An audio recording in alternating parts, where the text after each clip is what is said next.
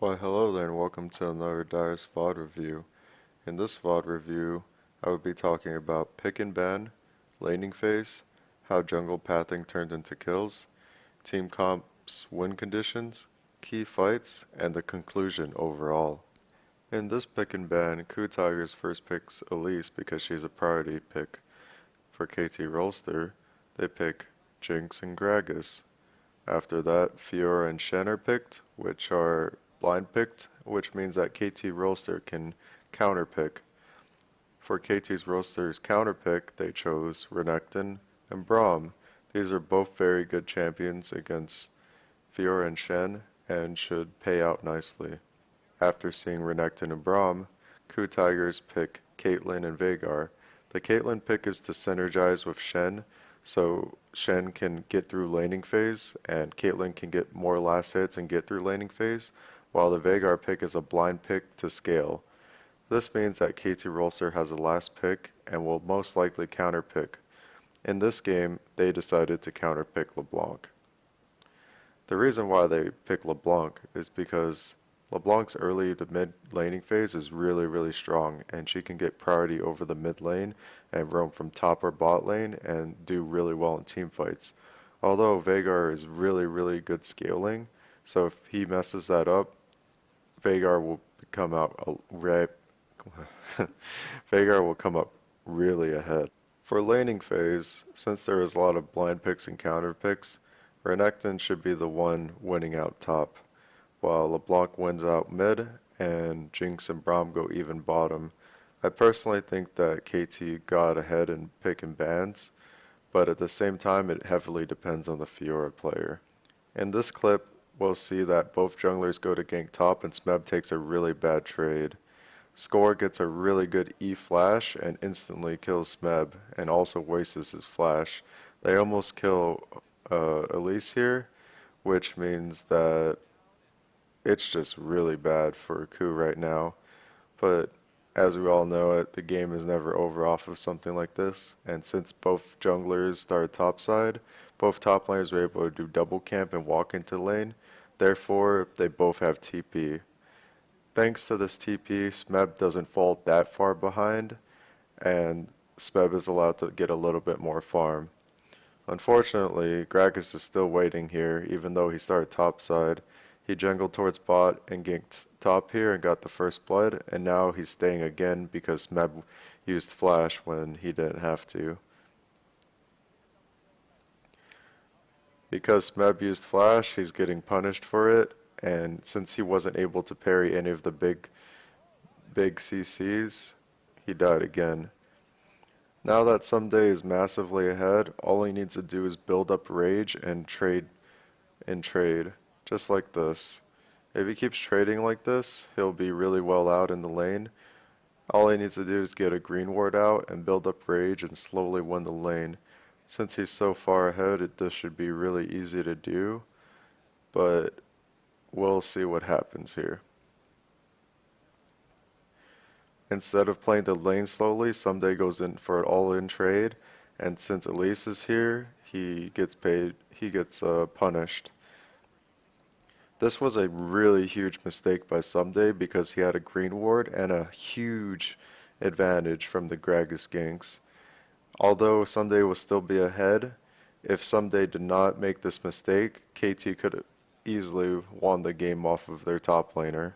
In this clip, we'll see a similar mistake where Someday gets his W parried and then just solo killed by Fiora. Even though Someday had a kill advantage, and even though he gave up one kill, he was still ahead in gold. But since he got outplayed, he's now in a really bad spot for lane. Being even with Fiora as an early game champion is something you never want. And now on the opposite side of the map, Score gets an extremely good gank. And one thing that's safe to say about this game is that Score is hard carrying the early game. It's been about 10 minutes later and the game is playing out really slow. All it is farming, rotations, and objective control. You'll notice that I skipped really far into the game because nothing really happens. KT is just slowly pushing their lead, while KOO is just trying to farm and scale out. This still heavily favors KT because being up 5k gold ahead with the mid-game scaling comp should be really, really easy to abuse. The next big point of the game is around this time. KT are up around 4 to 5k and they have the mid-game scaling comp, which means they should start grouping up and start fighting when the enemy is pressuring.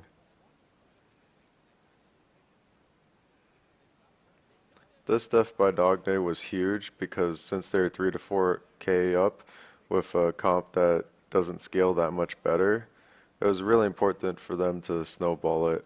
But instead of snowballing, KOO makes a play middle and bottom, and now KOO's in a very good position to come back. This next big point is Someday getting caught out. It turns into a team fight and starts very unfavorably for KT. At the very least, KT get the team fight, but Someday already starts the fight at no HP. While Smeb gets the heal reset, KOO is allowed to just chase down with their comp and get a couple of kills.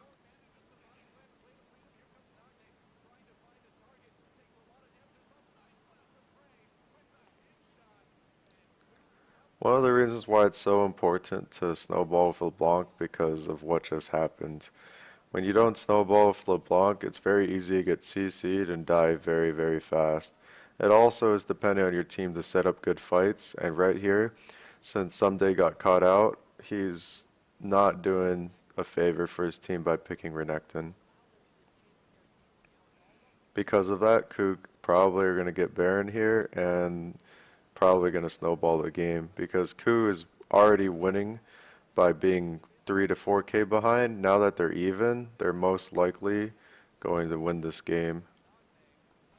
So at this point in the game, it's already over. KOO was already winning when they were 3 to 4k behind, and now that they're 2k up, they will definitely win out on the rest of the fights because they scale better and their win condition is to just play mid and late game. You can see here that Someday dies again, and that's not really his fault at this point because there's only so much you can do against a late game Fiora.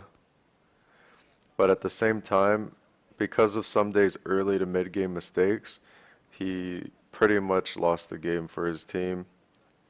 Not to like bash on him or anything, but when you play champions like Renekton, you need to play it perfectly. There's a reason why players like Marin play Renekton, and he just loves playing Renekton. Like, you need to be like a Renekton main god. If you play it and you're only like mediocre at it, you're gonna get punished really bad for it. This is one of the reasons why I never played Olaf and Darius that much, because I would just constantly make small mistakes and I would single-handedly lose the game for my team by not scaling or giving them any priority. Even though Score had some amazing early game ganks, it wasn't enough to come back into this game, and Someday heavily underperformed this game. As for the most valuable player this game, I believe it to be Smeb, but I also believe that he was only the most valuable player because Someday messed up so much. Regardless, being able to punish Someday for making those mistakes is really big, and calling for Elise or having Elise trail top at the perfect times really gave them the advantage in this game. At the same time, Score did amazing early to mid game, but it wasn't enough to have his team snowball. After getting ganks and kills like that, it's just up to the rest of his team to do something with the priority, and unfortunately they weren't able to. Even though they got up 3 to 4k with the priority, they weren't able to snowball it, and it just turned into a mid to late game brawl, which KOO excelled at. As for KT's bot lane, they played it perfectly fine and did everything they could. Thanks for watching my short VOD review, and I'll see you guys next time.